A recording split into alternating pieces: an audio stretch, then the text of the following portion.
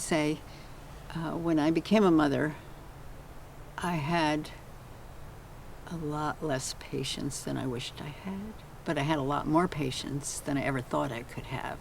And so there's something that happens when one is given a gift, and a gift, of course, what we were talking about is having a baby, a child. And oh my gosh, that baby needs full attention. That baby needs attention all the time. In fact, every single minute of every day. So we want to protect that child. And how are we going to do it as a mom when we still have our own feelings and sense of inadequacy or challenges?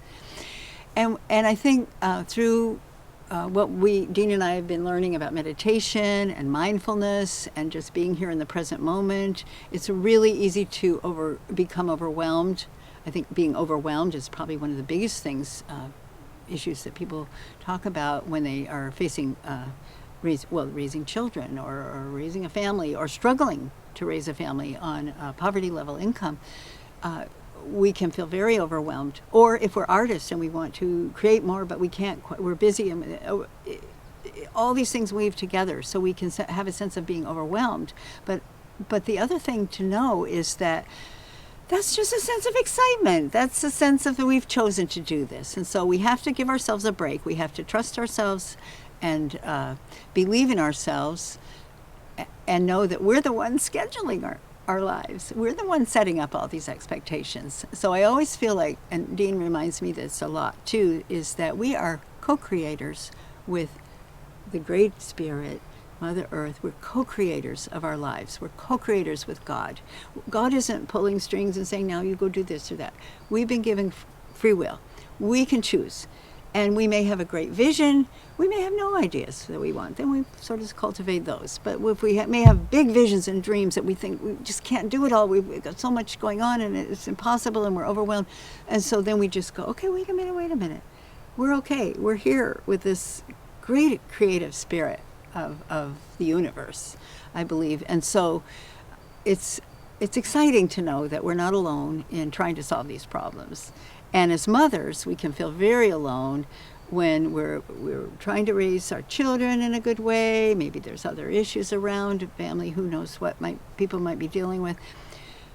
We have to take a bunch of deep breaths and just do it. And we just can accept it, that we're going to get through this moment, and that whatever feels like the biggest challenge we might be dealing with, just know it's going to pass. My daughter reminds me of that. This too shall pass. It's okay.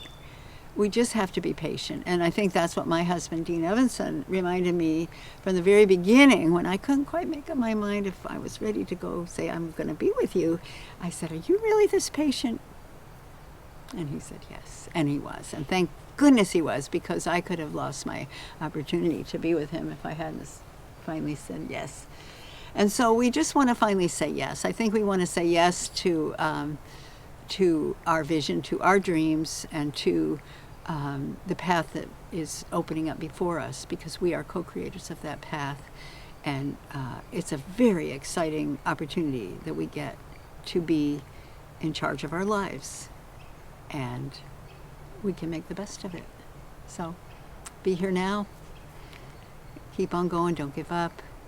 Another thing that I remember being in a meditation when I was a young mother, and I felt so guilty because I wasn't good enough. I didn't do this. I wasn't patient enough. I had all sorts of judgments of myself.